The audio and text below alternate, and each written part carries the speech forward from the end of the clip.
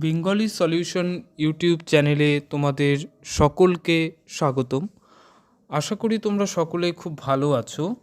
কিন্তু আমার দিক থেকে একটি অনুরোধ তোমাদের কাছে, বলা যেতে পারে যে এটা আমার পক্ষ থেকে তোমাদের কাছে একটা ক্ষমা প্রার্থনা, যে যেহেতু বিভিন্ন বোর্ডের দশম এবং দ্বাদশের পরীক্ষা শুরু হয়েছে, তাই আমি নিয়মিত তোমাদের কাছে ভিডিও আনতে পারছি না। তবে আমি আগামী দিন থেকে নিয়মিত ভিডিও নিয়ে আসব এবং প্রতিদিন দুটো করে নিয়ে আসব, কারণ যেহেতু সামনে পরীক্ষাও রয়েছে। তো আজকে তোমাদের কাছে আমার আলোচনার বিষয় মাইকেল মধুসূদন দত্তের লেখা কাশিরাম দাস সনেট।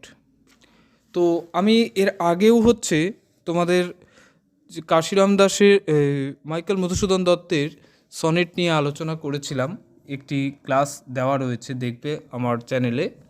তো আজকে নতুন আলোচনায় কাশিরাম দাস।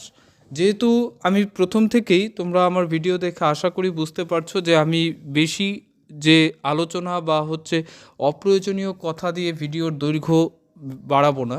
আমি যতটুকু প্রয়োজন ঠিক অতটুকুই তোমাদের সামনে তুলে ধরবো, কারণ নর্মালি বিষয়টা এটাই যে আয়োজন বেশি করলেও আমার যতটুকু এই মুহূর্তে প্রয়োজন অতটুকু রাখাই বেটার। তো আজকের আলোচনার বিষয় কাশিরাম দাস। এই কাশিরাম দাস সম্পর্কে আমরা বাংলা সাহিত্যের ছাত্রছাত্রীরা সকলেই কিছু না কিছু জানি, যে বিখ্যাত একজন কবি, মধ্যযুগের একজন বিখ্যাত কবি। তো সেই কাশিরাম দাসের যে সাহিত্য কীর্তি, তো সেই সাহিত্য কীর্তির সঙ্গে আমরা সকলেই কোনো না কোনোভাবে পরিচিত। তো আজকের আলোচনার মধ্যে কাশিরাম দাসের সম্পর্কে মাইকেল মধুসূদন দত্তের যে শ্রদ্ধার্ঘ্য, সেই আলোচনার মূল বিষয়।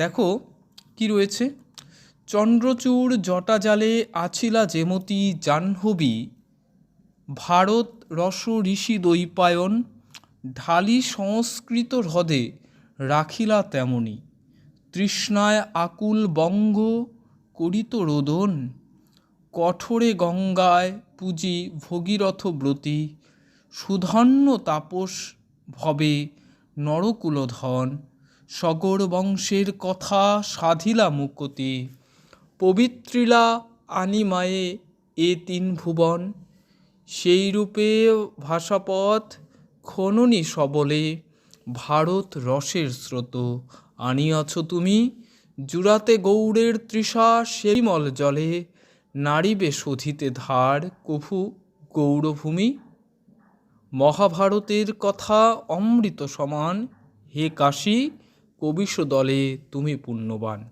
তো দেখো যে মাইকেল মধুসূদন দত্ত, আমরা জানি যে মাইকেল মধুসূদন দত্ত একজন সার্থক সনেটের স্রষ্টা। তার হাতে যে বাংলা চতুর্দশপদী কবিতা, সেই চতুর্দশপদী কবিতা অসাধারণ রূপ লাভ করেছে। তো তার পাশাপাশি কি যে মাইকেল মধুসূদন দত্তের সাধারণত যে রচনা রীতির যে দিক, সেটাও কিন্তু আমাদের বেশ প্রশংসার দাবি রাখে। রীতিটা কি, এখান থেকে দেখো যে রীতি মোটামুটি করে কি বলা যায়, যে রীতি কিন্তু রয়েছে মোটামুটি শেক্সপিয়ারীয় রীতি, ঠিক আছে। আর মিল কি রয়েছে? মিল রয়েছে ক খ ক খ, অর্থাৎ তার মানে কি, প্রথম লাইনের সঙ্গে রয়েছে তৃতীয় লাইনের মিল এবং দ্বিতীয় লাইনের সঙ্গে রয়েছে চতুর্থ লাইনের মিল। এই যে দেখো, প্রথম লাইনের সঙ্গে এই যে যেমতি, যেমতির সঙ্গে তেমতি, ঠিক আছে।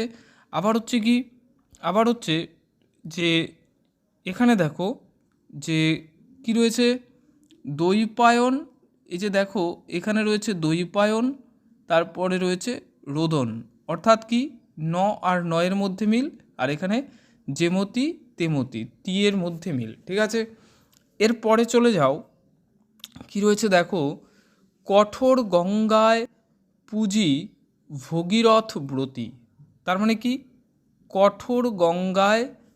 কঠোরে গঙ্গায় পুজি ভগীরথ ব্রতী, তার মানে কি, তার মানে এখানে দেখো, এখানে কঠোরে গঙ্গায় পুচি ভগীরথ ব্রতী, সুধন্য তাপস ভবে নরকুলধন, সগর বংশের যথা সাধিলা মুকতি। ঠিক আছে, তার মানে এই যে ব্রতী, এই ব্রতীর সঙ্গে আবার মুকতির মিল রয়েছে। ঠিক আছে, তাহলে ব্রতীর সঙ্গে মুকতির মিল রয়েছে, তাহলে হচ্ছে কি আবার দেখা যাচ্ছে যে পঞ্চম লাইনের সঙ্গে মিল রয়েছে সপ্তম লাইনের। ঠিক আছে, এখানে দেখো এই যে পঞ্চম লাইনের সঙ্গে কি রয়েছে, সপ্তম লাইনের মিল রয়েছে। আর তারপর কি রয়েছে, তারপর রয়েছে ষষ্ঠ লাইনের সঙ্গে অষ্টম লাইনের মিল রয়েছে। ঠিক আছে, ষষ্ঠ লাইনের সঙ্গে অষ্টম লাইনের মিল রয়েছে। ঠিক আছে, তাহলে এবার দেখো যে এই যে নরকুলধন, এখানে হচ্ছে কি শেষে দন্তান্ন, আবার হচ্ছে কি নরকুলধন, তারপরে রয়েছে ভুবন। এই যে দেখো, তার মানে নয়ের মিল রয়েছে। ঠিক আছে, তো সনেটের মিল কিভাবে খুঁজে বার করতে হয় সেটা আমি তোমাদের কাছে দেখিয়ে দিলাম। সেই রূপে ভাষাপথ খননী সবলে, ভারত রসের স্রোত আনিয়াছ তুমি, জুড়াতে গৌড়ের তৃষা সে বিমল জলে, নারীবে শোধিতে ধার কভু গৌরভূমি। ঠিক আছে, তার মানে এখানে তাহলে দেখো যে আমাদের চারটে আর চারটে আটটে অর্থাৎ অষ্টকের মিলের রীতি কেমন, ক খ ক খ ক খ ক খ। ঠিক আছে, এরপরে শতকের যে ষটকর যে মিল সেটা কি রয়েছে দেখো, তাহলে যে এখানে শতকের যে মিল সেটা দেখে নাও, শতক কোথা থেকে রয়েছে, তাহলে শতকের যে মিল সেটা রয়েছে কোথায়, যে সেই রূপে ভাষাপথ, তার মানে এখান থেকে। ঠিক আছে, তার মানে এখান থেকে রয়েছে কি, এখান থেকে রয়েছে শতকের ব্যাপারটা। ঠিক আছে, আর এই পর্যন্ত রয়েছে কি, এই পর্যন্ত রয়েছে অষ্টক। তো এই পর্যন্ত রয়েছে অষ্টক। সেই রূপে ভাষাপথ খরণী সবলে, ভারত রসের স্রোত আনিয়াছ তুমি, জুড়াতে গৌড়ের তৃষা সে বিমল জলে, নারীবে শোধিতে ধার কভু গৌরভূমি। মহাভারতের কথা অমৃত সমান, হে কাশী কবিশ দলে তুমি পুণ্যবান। তাহলে দেখা যাচ্ছে কি যে শতকের মধ্যে দেখা যাচ্ছে যে তার শতকের মধ্যেও শতকের রীতিটা কেমন রয়েছে দেখো, যে শতকের প্রথম লাইনের সঙ্গে তৃতীয়, আর হচ্ছে কি দ্বিতীয় লাইনের সঙ্গে চতুর্থ। ঠিক আছে, তার মানে যে আর শেষ যে অংশ যে মহাভারতের কথা অমৃত সমান, এই পর্বটা রয়েছে আলাদা। ঠিক আছে, তো সেটার হচ্ছে কি আলাদা মিল রয়েছে। তো সুতরাং এই এতটুকু গেল আমাদের মূল কবিতা। এবার দেখো কবিতার একটা রসগ্রাহী আলোচনা আমি তোমাদের কাছে এক কথায় তুলে ধরছি, যে তাহলে কি রয়েছে, যে এর কবিতার জন্য কিছু টিকা ব্যাখ্যা দরকার রয়েছে, কারণ মাইকেল মধুসূদন দত্তের রচনা মানেই হচ্ছে কি যে শব্দগুলোর অর্থ ব্যাখ্যা করা একান্ত প্রয়োজন। তো এখানে আমি একটা তার রসগ্রাহী আলোচনা তোমাদের দিয়ে দিচ্ছি, আর যে এখানে শব্দের অর্থের জন্য আমি যে টিকার যে বিষয়টা তুলে ধরেছি এটা একটি বই থেকে তোলা হয়েছে। তো তোমরা স্বাভাবিকভাবে বাংলা সাহিত্যের ছাত্রছাত্রীরা অনেক কিছুই জানো, তো তোমরা হচ্ছে কি এই বিষয়টাকে একটু পড়ে নেবে, আমি যদিও বলে দেব।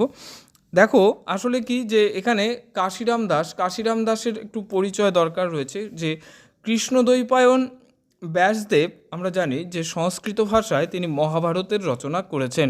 ব্যাসদেব বা বেদব্যাস তিনি মহাভারতের রচনা করেছেন। তো সংস্কৃতের সেই মহাভারতকে বাঙালির ঘরে একেবারে সরল বাংলায় পৌঁছে দিয়েছেন কে, তিনি হচ্ছে কাশিরাম দাস, তাই তো।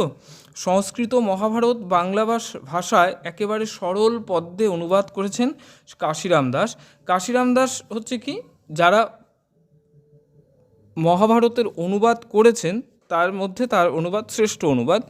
তো কাশিরাম দাসের নামে প্রচলিত মহাভারতেই হচ্ছে বাঙালির সবচেয়ে আদরের সামগ্রী, এবং এই যে এই বই পাঠ করেই বাঙালি মহাভারতের কাহিনীর সঙ্গে সম্পূর্ণ পরিচয় হতে পেরেছে।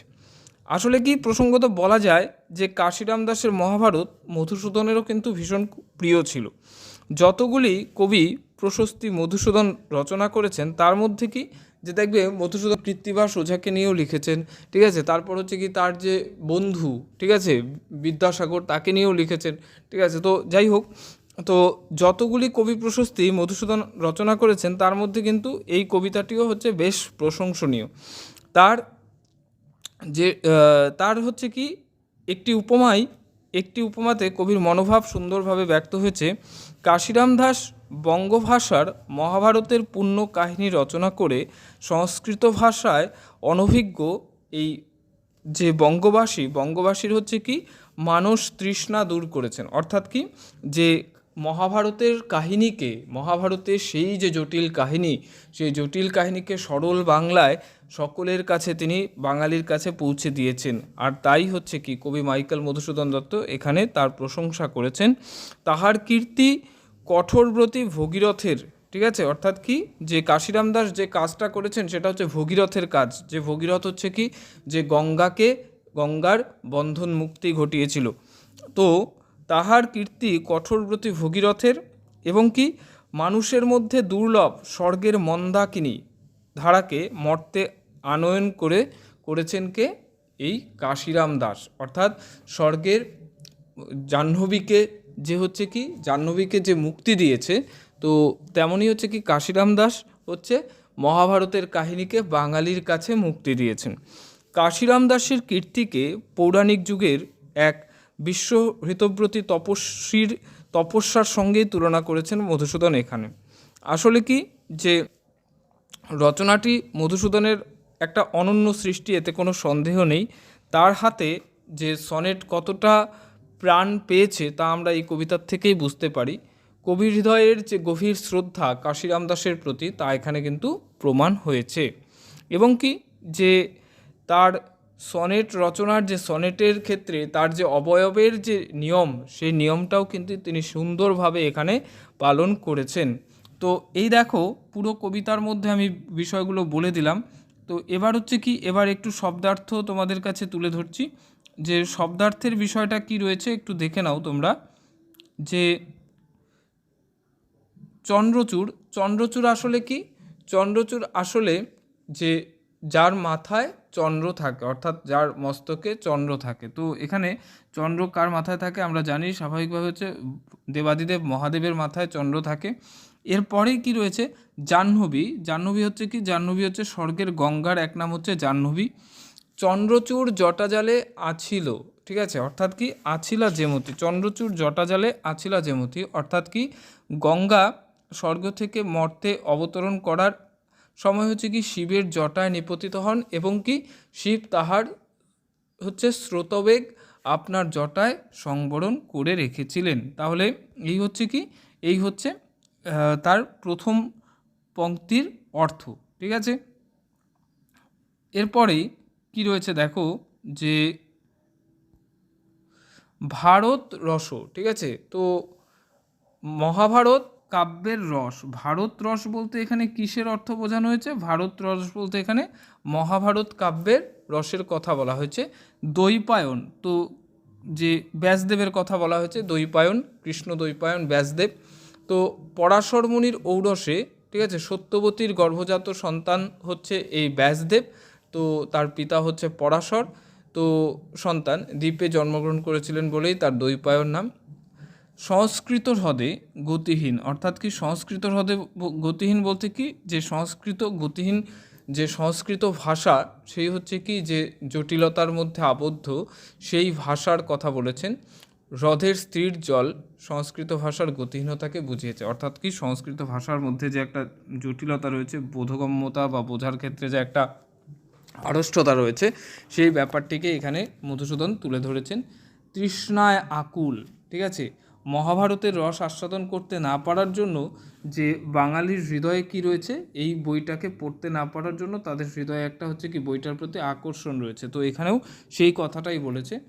সগর বংশের কথা সাধিলা মুকতি, ঠিক আছে। দেখো, পৌরাণিক একটা কাহিনীর কথা এখানে আমরা জানতে পারি। সগর রাজের অশ্বমেধ যজ্ঞের অশ্ব অন্বেষ খোঁজার সময় সগরের 60,000 পুত্র হচ্ছে কি কপিল মুনিকে অপমান করায় তার শাপে কিন্তু ভস্মীভূত হয়েছিল। এবং কি ভগীরথ কঠোর তপস্যা করে গঙ্গাকে কি করেছিল, পৃথিবীতে আনয়ন করেন এবং গঙ্গার জলে সগরের সন্তানগণের মুক্তি হয়। পবিত্রীলা মানে কি? পবিত্র করলো। পবিত্রীলা বলতে হচ্ছে পবিত্র করলো। ভাষাপথ, ভাষাপথ এটা রূপক অলঙ্কার রয়েছে, অর্থাৎ যে কাশিরাম দাস মহাভারতের সেই জটিল সংস্কৃতে লেখা কাহিনীকে সরলভাবে তার হচ্ছে কি বাংলায় তিনি হচ্ছে কি বাঙালির কাছে তুলে ধরেছেন। খননী মানে কি? খনন করে, অর্থাৎ কি খনন করে। খননী মানে হচ্ছে খনন করে। ভাষাপথ, ভাষার হ্রদের আবদ্ধ জলখনির পথে প্রবাহিত হতে পারে, অর্থাৎ যে সংস্কৃত ভাষাকে তিনি বাংলা অনুবাদ করে তাকে হচ্ছে কি একটা মুক্তি দিয়েছেন। স্ববলে মানে কি? যে কাশিরাম দাস নিজের ক্ষমতায় এটাকে বাঙালির কাছে তুলে ধরেছেন। ভারত রসের স্রোত, ঠিক আছে, অর্থাৎ কি ভারত রসের স্রোত, এর অর্থ হচ্ছে কি ভারত রসের স্রোত আসলে হচ্ছে যে সংস্কৃত ভাষায় আবদ্ধ মহাভারতের কাহিনী ও রস, সেই রসকে তিনি হচ্ছে কি সরল করে তুলেছেন। গৌড়ের, অর্থাৎ এখানে গৌড় বলতে কিন্তু তোমরা বুঝবে বাঙালি, ঠিক আছে। শোধিতে মানে কি শোধ করতে। মহাভারতের কথা অমৃত সমান, যে মহাভারতের কথা অমৃত সমান অবশ্যই যে মাইকেল মধুসূদন দত্ত এটা বলেছেন, যে কাশিরাম দাসও এটা লিখেছিলেন মহাভারতের কথা অমৃত সমান। তো সেই ক্ষেত্রে হচ্ছে কি কাশিরাম দাসের মহাভারতের একটি উল্লিখিত বিখ্যাত ছত্র, এটা বললামই আমি, যে কাশিরাম দাসও লিখেছিলেন কবিশ দলে শ্রেষ্ঠ, অর্থাৎ কি এটা কিন্তু মাইকেল মধুসূদন দত্তের স্বরচিত, অর্থাৎ মাইকেল মধুসূদন দত্ত এই কাশিরাম দাস সম্পর্কে এই প্রশংসা বাক্যটি তিনি নিজেই ব্যবহার করেছেন, যে কি আসলে এটা কি কবিশ দলে মানে হচ্ছে কবিদের মধ্যে কাশিরাম দাস শ্রেষ্ঠ, তুমি পুণ্যবান। অর্থাৎ কাশিরাম দাস কেবল কবি বা কবিশ নহেন, তিনি যথার্থ পুণ্যেরও অধিকারী এবং কি পুণ্যবান। অর্থাৎ কেন? তিনি হচ্ছে বাঙালির হৃদয়ের তৃষ্ণা মিটিয়েছেন। মহাভারত পড়তে, মহাভারত বুঝতে না পারার যে হচ্ছে কি যন্ত্রণা, সেই যন্ত্রণা থেকে তিনি বাঙালিদের মুক্তি দিয়েছেন। কাশিরাম দাস কেবল কবি বা কবিশ, তিনি পুণ্যেরও অধিকারী। সুকঠোর সাধনায় ব্রতী হয়ে তিনি মহাব্রত উদযাপন করেছেন। তো এটাই হচ্ছে কি এই কবিতার মধ্যে মূল আলোচ্য বিষয়। তো আমি আশা করব যে তোমাদের কাছে পুরো কবিতাটি অনেক সহজভাবে আমি তুলে ধরতে পেরেছি। তো আজকের আলোচনা এখানেই সমাপ্ত হচ্ছে। তোমরা আমার এই ভিডিও দেখো এবং আমার চ্যানেলটিকে বেশি করে হচ্ছে কি সাবস্ক্রাইব করো, শেয়ার করো, তাতে করে আমি নিয়মিত ভিডিও নিয়ে আসতে পারবো আরও বেশি করে। আজকের আলোচনা এখানেই, ধন্যবাদ।